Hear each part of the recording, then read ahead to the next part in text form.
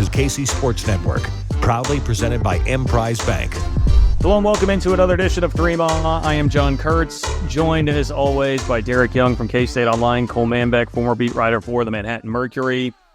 You know, we have those shows where we come on here and we say, hey, it's time to have a celebratory toast of Ben Holiday Bottled in Bond Bourbon or 360 Vodka. And then we have those shows where it's, you know, hey, everybody needs to drown their sorrows, courtesy of our friends at Holiday Distillery. Today, unfortunately, it's one of those drown your sorrows kind of days. But we still appreciate Holiday Distillery for bringing us Ben Holiday Bottled in Bond Bourbon, which is tremendous. I know Cole is stocked up on it. Plenty of our listeners have given us all sorts of fine reviews of Ben Holiday Bottled in Bond Bourbon. I continue to get feedback about how I say it. What the Discord was laughing about what they thought it was called for a while. So Ben Holiday Bottled in Bond Bourbon. Make sure you get out there and get it from our friends at Holiday Distillery. You can also check out 360 Vodka as well. However, you need to drown your sorrows for K-State going 0-2 on a day where they had potentially two massive commitments in the transfer portal on deck. One of those, Cliff Amore, always seemed like a tougher putt. Although it does seem like K-State may have finished second to Alabama there. The other, Caleb Battle, was somebody that K-State felt like they had locked down and had for a while, but he took visits to Villanova and Gonzaga after that occurred when K-State felt pretty good, and he winds up choosing Gonzaga. And for those of you that were a part of the live show, our Patreon audience, patreon.com/3ma, they got to see the live show yesterday. I can tell you right now, I'm in a better mood than I was yesterday. Okay, I'm a little more composed than I was yesterday. It's okay. We're going to be okay. But I was pretty frustrated yesterday. So if you want the more unhinged version of this, then patreon.com/3ma is how you can get access to that. By subscribing for $5 a month for all of our extra content. You can be a part of the Discord too, where you're getting these updates in real time. But how are we feeling like 24 hours later? DUI after K-State misses on, to me, most importantly, Caleb Battle, but also Cliff Amore, who would have been a huge, huge addition down low. I think it's the lowest point of this transfer cycle so far for Kansas State. Not their first misses, but I think the first one that might be of consequence, and it's Caleb Battle. Because, one, you thought you had him, you probably did have him, but he still got away. And two, you still don't have any scoring, like elite scoring on roster. And Dub McDaniel can score. I think CJ Jones can probably score, but they don't have like a top 4, top 5 Big 12 scorer, in my opinion, yet. And Caleb Battle would have been that. And three, I don't know if there's plenty of options remaining that can do kind of what you thought Caleb Battle was going to do for you. So that's why I do think this one is a little bit more knife twisting for Kansas State, because there's only a couple left that can do it. And obviously you thought you had them in the bag at 1.2. One of the most I appreciate this about both of you. He's not a cat.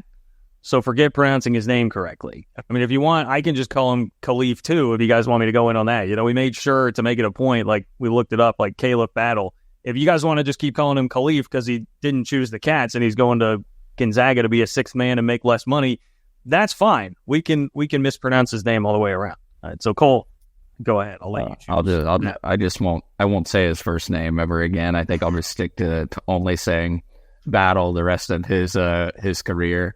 Look, I mean, he's one of the more prolific scorers that was in the transfer portal, almost 15 points a game, career 35% three-point shooter on over 500 attempts.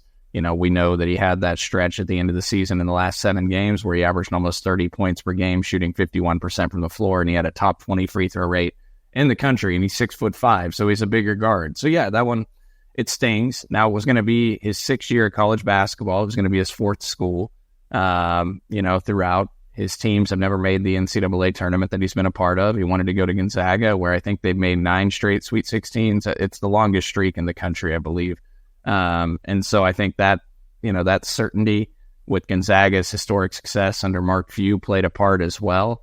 Though certainly think K-State would have been in a really good place had he chosen them. They still very well could be. As the transfer portal, there's a lot more time and there's a lot of dudes still out there. But Yeah, this one certainly stings. You thought you had that one locked up, and you thought you had a really good 1-2 punch between Doug McDaniel, Battle, and then you had C.J. Jones, Brendan Howson, etc., some of the longer guards that you would have had on this roster. So to lose him after, essentially committed, then took other visits, that one really does hurt. And you got 5 scholarship openings right now, and now you got to figure out a way to carve a path to fill out your roster. And you got to land a couple of studs still to go along with Doug McDaniel and the guys they brought in. So I think they need 2 dudes still that are really good players, and then the other guys can probably be more role guys. And you can execute on that, but it becomes a little harder because, the pond is shrinking a little bit in terms of talent pool as we continue on through the portal. And K-State had really zeroed in on Clifford Amore at the 5 and Khalif Battle. I don't want to talk about his first name. Battle at the guard. So I'm sure they have backup plans in place. Hopefully we learn over the next couple days. I think we probably already have an idea of somebody that may be visiting this week that could be a wing type option. So we can probably talk about him as well. Well, I think we all agree that the more pressing issue now, and this is flipped from where it was before, but the more pressing issue now is getting a guard or a wing that can really score as opposed to a big man. Whereas at first it felt like, hey, more scarcity with the bigs. You need to go make sure that you lock down a really good 5 so that you can have that piece taken care of, and you can go find your wing scorer, your guards, whatever. Those guys are really dwindling, as Derek said. And now you've lost Day-Day Ames and Arthur Kaluma in the last week too, which the timing on Day-Day Ames, it's just brutal. This week has just been as brutal as it could have possibly been because, Day-Day seemed to leave right in the aftermath of the coaches being very excited about feeling like they had Battle committed. And then Battle doesn't actually come, and Day-Day enters the transfer portal right before the transfer portal deadline. Now he's gone. Now you don't get Battle. That is very much more the pressing issue at hand here as opposed to a big. Plus, you've got David Gasson. As Cole has pointed out multiple times, Bebe Igiola was your backup 5, and you had David Gasson basically playing the 5 as you went to the Elite 8 a couple of years ago. You could massage that. You can figure that out. But you got to have someone that can score the ball, man. You need a little bit more out of your guards and wings right now. So that seems to be the pressing issue at hand. Yeah, and different from past years as well, something to keep in mind is that the portal closing was kind of like a, pretty firm date. You could see graduate transfers leave after the portal closing in years past, and some of those being guys that were also in the NBA draft process. Now the portal's not going to continue to expand like it did in years past. It's just going to dwindle just because no one can enter it and still be eligible for the upcoming season. The May 1st was a drop-dead date, kind of the first time that was ever the case. So that's also something to keep in mind. But yeah, the scoring options in the backcourt on the wing are a little bit more scarce at this point than the centers that are available, although Norchad O'Meara did pick Baylor last night, so that is one off the board, but that probably goes in favor of K-State because I'm not sure that they were that competitive on that front, and it takes another team away that needed another big as well. So, as we go through all of this, supply and demand is going to become a thing, and so is, following other teams and what they may or may not be doing, because obviously wearing the shirt, North Carolina, they've swung and missed quite a bit in the post right now, still need a big. And, they even tried to throw $2 million plus at Clifford Amore, and that didn't work. So far be it from Kansas State for being the only team going through some struggles at the current moment. I have to say I'm still skeptical of that $2 million number that's getting thrown around, and I feel like skeptical in general, but because I always scoff at those numbers and say that they're never right. They're always an over-exaggeration of what's actually on the table. But the people telling me this time that it is kind of lends some credence to it, I would say. Joe Tipton went public with it. So this is not just like people telling us behind the scenes, which they did before Joe Tipton then publicly tweeted, hey, I was told a program offered $2 million and it's funny that the big ones sometimes that you hear, because I think you heard about this like in the Umar Ballot thing. Now he got offered less than the $2 million, but at least this time around, and maybe it's more of the agents trying to keep they got a heavy hand on the scales right now, but in different plans and ulterior motives, right? But more than a few times we've now heard, like, these guys just aren't going to the highest bidder either. Yeah, the only reason I'm skeptical, if it came from UNC source, I trust it a little bit more. If it came from Clifford Amore's shady camp, I don't trust the number. I feel like they're trying to float a number out there. Look what he passed up and chose Alabama. Like, I have no trust in his people and his handlers throughout this process. So if they're the ones leaking that, I don't trust it. But it doesn't matter. He's gone. That was a stupid bid to put out there, by the way. Clifford Amore is not worth anywhere near that. I saw Trilly Donovan even quote tweet that and say you probably need to re-examine how you're going about business if you're willing to pay that level of a number to a big like Clifford Amore, who's more of a rim protector. So, but to that point, like, I assume they were offering somewhere close to that, and as a result, they still need a 5. To your point, DY. So there's only a few 5s out there that are probably at the quality that UNC would want and that K-State would want as well, and they're going to probably be in the bidding for one. And we know now they can pay big for one of those 5s. Omir is off the table to Baylor, as you mentioned. So you've got Akor, you got JT Toppin. Those are 2 guys you really like. Ugana Onienzo, who was rumored to go to Alabama as of last week. Obviously now we'll look elsewhere. And who's there, a 4th? Is there a 4th big still out there? Kebakita. Okay. Yeah. But he's visiting BYU, I think. Yeah, not the sexiest name there. I've watched him play a little bit. He's fine, but you would hope to do a little bit better than that. But there are not a ton of options out there. And Akor is visiting Auburn. We learned this week from a report yesterday. So, the Sanford star big man will be taking a visit to see Bruce Pearl first out of the gate here. JT Toppin would be my dream get. He would have been my dream get from the onset of the portal. I was hoping he would get lured in. I think he was at Texas Tech this weekend. That's what the rumors were. And he's followed a few Texas Tech players and staffers. We'll see if K-State can get him on campus. And speaking of those musical chairs, we referred to this last night, but in regards to JT Toppin, this is like another thing here for Kansas State. You could be on the good side of that if Texas Tech were to land Great Osipor. That's right. Well, part of the frustration here, you guys are outlining all the bigs, obviously, and Cliff Amore chooses Alabama, who, say what you will about the UNC offer and how legit it was. I think it's been pretty well documented throughout this process. Alabama was not the top bidder there. I would venture a guess that K-State's offer was more than what Alabama put out there. And in fact, I saw a Jeff Goodman tweet. It was either this morning or last night where he said, hey, there are like 3 programs out there that they can get guys right now easily, elite kids, without being the highest bidder. And it was Baylor, UConn, and Bama. And some of the frustration now is that, hey, it was perceived that a big issue last year for K-State was not having enough NIL, and that was why you missed on some of the high-profile targets like a Max Asmus, early on in the process. Well, K-State is ponied up. I mean, the money is there. There's a ton of money there. And now you've run into a couple of situations in Cliff Amore and Caleb Battle where you offered more money than apparently. I guess I should be a little bit more careful with the Bama thing. I don't know that for sure, but we know that this was not for Cliff Amore a highest bidder thing because he didn't choose North Carolina.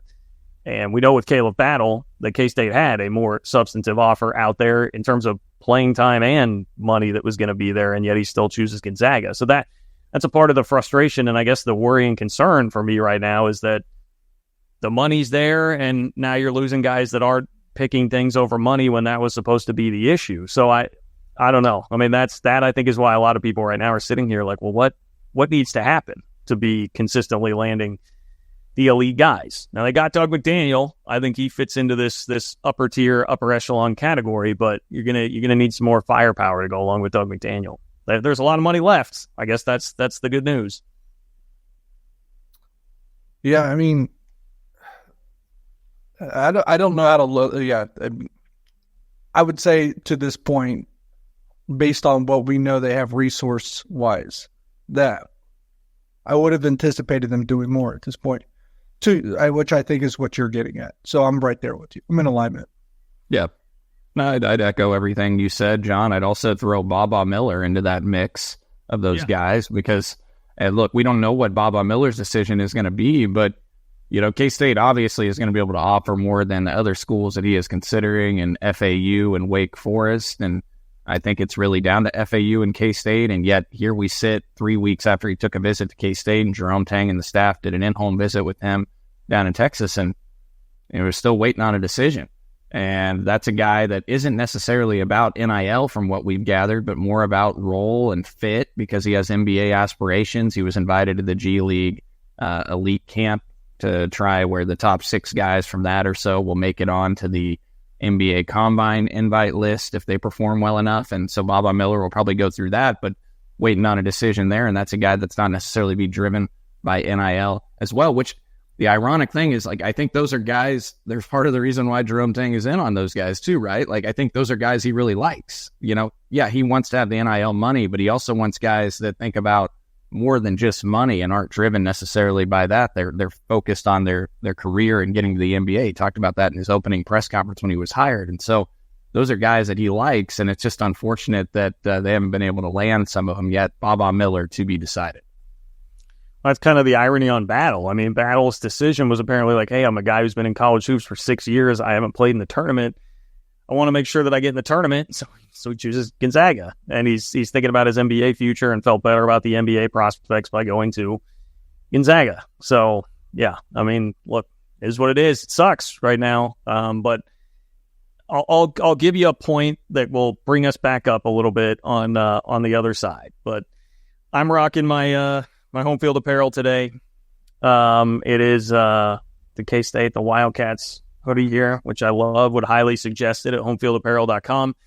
If you want to go check that out right now, you can get 15% off your first order using promo code 3MAW23. They've got 50 plus K-State options there on their site. They've got 100 plus other teams that you can choose from. It is the most popular collegiate clothing brand out there right now. You see it everywhere. You see it even with like big name athletes and celebrities popping up wearing home field gear. If you follow Home Field on Twitter, you definitely see that. So we are not leading you astray here. Promo code 3MAW23 to go get that. And I do have to point out, I listened to the shows that you guys did while I was gone, and I'm a little disappointed that Derek decided to go rogue and try to make himself like a singular brand ambassador for Home Field and put that pitch out there as opposed to bringing us all along for the ride. Like Derek was just, we all have about the same amount of home field apparel, but since Derek has a bunch of different teams, he's trying to position himself as the best brand ambassador here. So I was a little disappointed to hear that, DY. You must have been really bored to listen to our shows while you weren't on them. So needed some in-flight entertainment. I was getting caught up yesterday as I was back home. I certainly didn't. No, I didn't listen to it in Cabo, but I listened to it when I got back. I listened to you guys when I was in Maui, FYI. That's how much I love you guys. You have nothing to explain for yourself here, DY? No, I'm just trying to get a deal, man. All right, well, we're talking about all these prospects. Hey, they don't care about money. It's more about their future. DY's all about the money. That's okay. That's okay. Homefieldapparel.com, promo code 3MAW23. We're back in just a moment. We appreciate you supporting KC Sports Network by listening to our podcast. You have helped us become the highest-ranked Chiefs podcast network in 2022 and 2023. And don't forget about our daily Substack newsletter, the best written analysis you can find on the Chiefs straight to your inbox every day. kcsn.substack.com. Well, to hopefully bring the mood back up a bit here, I mean, there are options out there. You guys singled out the bigs that are considered like the really high-level bigs. There are still some wings and scores out there, and K-State has plenty of financial backing to go out and be competitive. The other thing I was going to throw out here is actually I'll give a shout-out to Good for Another in our Discord, who I saw this very briefly this morning when I was checking things and getting caught up from last night. He pointed out, it's like, look, everybody kind of does this in the portal in the offseason every year, and I'm guilty of it, and like I know that this is a lesson that should have been learned by now, but I still get very frustrated in the moment here when you miss out on the high-profile guys in the portal. Every year you get really enamored with players. And the portal is such a crapshoot, and the rankings, if you go back and look at them every single year, can look really wildly off when you see where guys that star in their new spot were ranked, in the hundreds in the portal rankings. So there are a lot of guys in terms of just pure volume left. You don't know how it's going to work out. You think that you do. You get more attached to guys in the portal because it's exciting and there's not actual games going on. There are not actual games going on. So that would be my message right now to everybody is look, I mean, they may take somebody that's not very heralded right now who turns into a star and has a great year, and that's something to keep in mind right now. I get that it's frustrating, and obviously, again, if you listen, patreon.com/3law, you heard how pissed I was yesterday and how frustrated and down I was yesterday. But I think that was a good message, honestly, from Good for Another there. We get attached to guys, and it can get a little wild and wonky with everybody's swing of emotions here as you're trying to track guys in the portal now, and things could very well still be okay. Iowa State had, as much as we hate it, a hell of a season last year, and they did. How many guys did Iowa State pull out of the portal that you were just like, damn, that is they were not pulling 4 or 5 just dudes out of the portal where they were out dueling North Carolina and Bama, et cetera, in the portal for them. I would love to be Bama and be able to go identify and get these targets and do it like Nate Oates does, but that may not be the most realistic thing here, and you could still have a very nice season. Yeah, my pitch here would be to kind of support your statement right there. Would be there. I could think of an example, and maybe there's not a ton of them. I'd have to go and look, but I could think of an example on both ends of the spectrum that you're speaking to right now. Just last year, one obviously is Dalton Knecht. I think he was one of the best players in college basketball last year. I'm not sure Tennessee actually had much resistance in landing him from Northern Colorado. I don't remember him as a very high-profile transfer. Maybe Cole can correct me if I'm wrong. Maybe he was in the top 15, top 20 somewhere, but I know he wasn't one of these recruitments that had every single top 25 program after him. It never seemed like that. Seemed like Tennessee was the one that was the biggest believer in him, and they were rewarded for it, obviously. On the other end, a guy that was really, really high in some of the transfer rankings was an Iowa State dude that you looked at him on a basketball court. He didn't look like he belonged in Division I. That was that Pavletsky kid. So that I think he was top 20 in some places in the transfer rankings, and boy, he wasn't anywhere near that. So yeah, some of the transfer rankings are a little wonky. Also, it's probably a difficult task to do because you're ranking guys that have a lot of production at high major programs against guys that have a lot of production at mid-major programs versus guys that don't have a lot of production at high major programs but still can produce. So ranking transfers is probably a difficult task and an unfriendly one in general. Yeah, Knecht was 21st in the On3 industry consensus rankings, DY, and he's probably going to be, the number 1 pick in the NBA draft now this upcoming year? I don't think he is. No. Oh, I think he is. I think he's going to, I think he's going to be a top 5 pick. I think he's going to be the top college player taken in the draft. Top college player is probably going to be Reed Shepherd, it sounds like. I'd take Knecht. I like him more. Almost actually one of the first 3 college players. I'm looking through. Sorry, DY, I just Googled it. 24/7 popped up first, so my apologies here. Rookie move by me, but they have Nick Timberlake ranked in the top 30 of transfers from last year. Ask Kansas fans how that worked out. Arkansas had 3 transfers in the top 30, and they were a disaster last year. So yeah, it does not always perform. Yeah, here's the ironic thing about that. AJ Storr was the 70th ranked player in the portal rankings last year. Now he's a top 5 player in the portal after what he did, and he obviously ended up at KU, the wing. You could also, I could pull other guys like Caleb Battle is an interesting one because he was ranked 11th in the portal last year. And despite averaging almost 15 points per game this last season, he's ranked 81st in the On3 industry consensus rankings. So, yeah, the rankings can be fickle. I could go up and down a list. I could find guys that are ranked pretty low that ended up being really good players. One that we talked about on the Patreon live show last night at patreon.com/3mall was just look at DY. I think you brought this up. Just look at Data Ames. He's ranked 253rd in the transfer portal rankings right now in the On3 industry consensus. And that's a guy that we're upset about losing. But how coveted is he in the portal? Like, there's guys down there that you'll probably be able to find that you could see a shining light or shining star on them and see how they could fit. Just a correction or a clarification on the NBA drafts. The ESPN guy, Jonathan Giovanni, who I think is viewed as probably the more plugged in one, has Connect being the 5th college player off the board.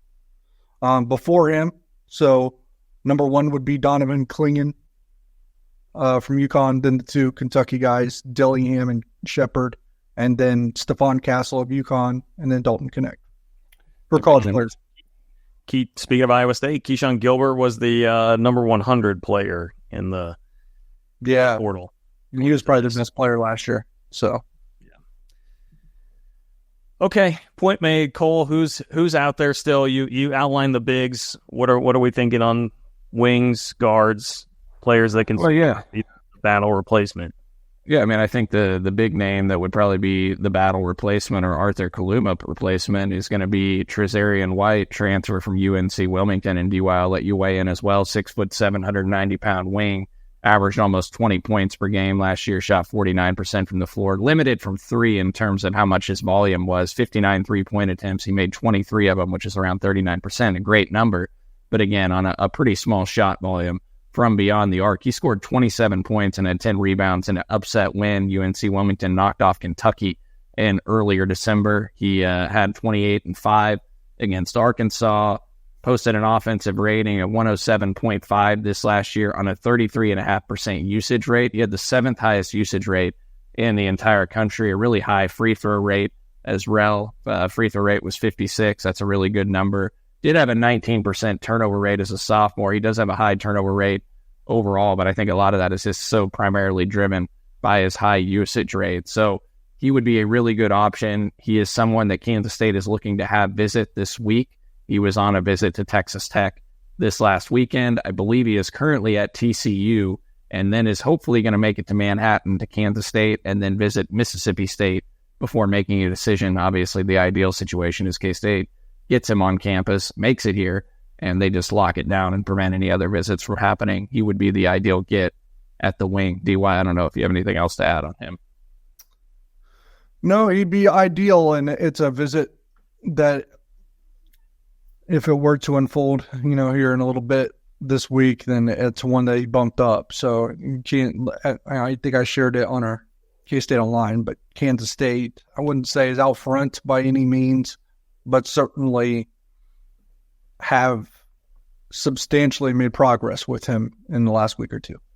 And then you got Wooga Poplar, who his dad recently told somebody, I believe it was on 3, I can't remember who, that actually I think it was Adam Zagoria, a national guy, that reported that his dad told him that Kansas State had reached out. That was last Thursday, I think. Wooga Poplar, a transfer guard from Miami, 6'5", averaged over 13 points per game, I think almost 14 per game, and 5 rebounds. One of the better 3-point shooters in the portal. Shot nearly 39% from 3 last year on 181 attempts. Started the year 19 of 32 from 3, 59%. K-State went up against him in the Bahamas, and he went 3 of 5 from 3 in that game. So really good shooter there. We'll see Kentucky reportedly is involved in him as well, and some other schools will be seeking him because of his ability to shoot the rock.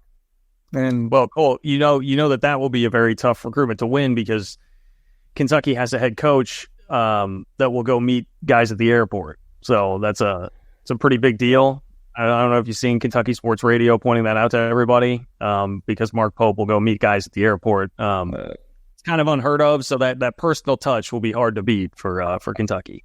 I loved how Fran Fraschilla went at the guy, Kentucky Sports Radio guy.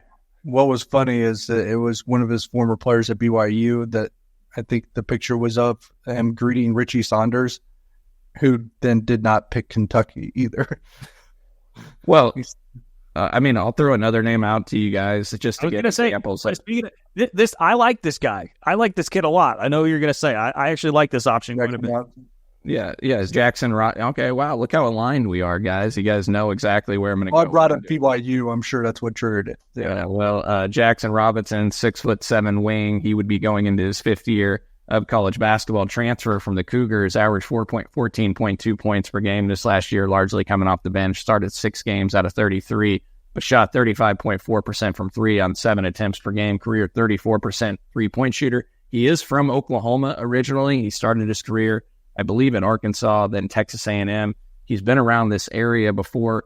In Kansas State, potentially lure him. The trick with him is he's at the NBA Combine. He got an NBA Combine invite, which speaks to how good of a player he is. He can really light it up. He is a wing.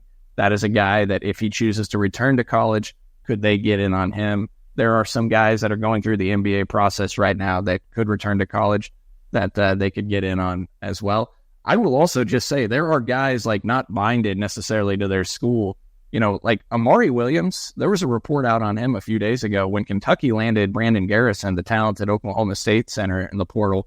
Mark Pope had to fly out and meet with Amari Williams because there were rumors that he may be departing. Like, there may be some guys unhappy with the situation and what's transpired that could re-enter I shouldn't even say re-enter the portal. The portal closed on May 1st, but these transfers are not necessarily binded. They could probably find loopholes to get back out there. Are they not? K-State learned that lesson the hard way this past week. With one last time, who wants to take the first name? Wait, what?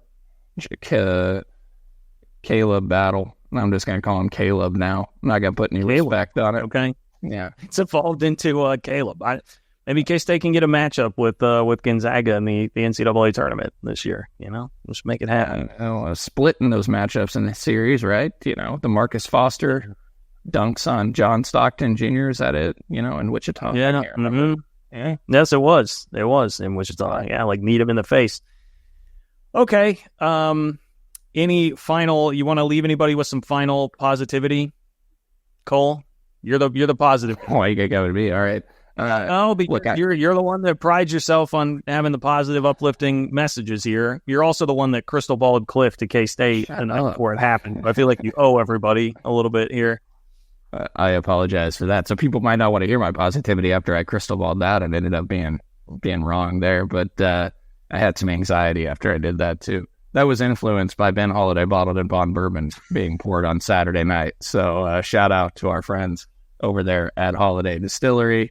I think there's still quite a bit of talent that's out there in the portal. I think K-State has the resources needed to land some of these guys. Some of these other rosters are going to start to fill up with some of their key guys across the country, and I think K-State will be in a position where they're going to be able to capitalize on that because some of these teams out there are just looking for like one dude still, or they're looking for more role guys. I think K-State has the budget and the resources to potentially land a couple of studs. And then some role guys, like I made it clear before, but like Layden Blocker is a guy, transfer guard from Arkansas, former top 50 recruit in the 23 class that I would love to see them get in on and maybe bring him off the bench as well. I think there could be a little bit of a market, honestly, to capitalize on some of these freshmen, like a Bay Fall that they've already landed and a Layden Blocker. These high school kids that were top 50 type recruits, only had 1 year at the college level, are in the portal.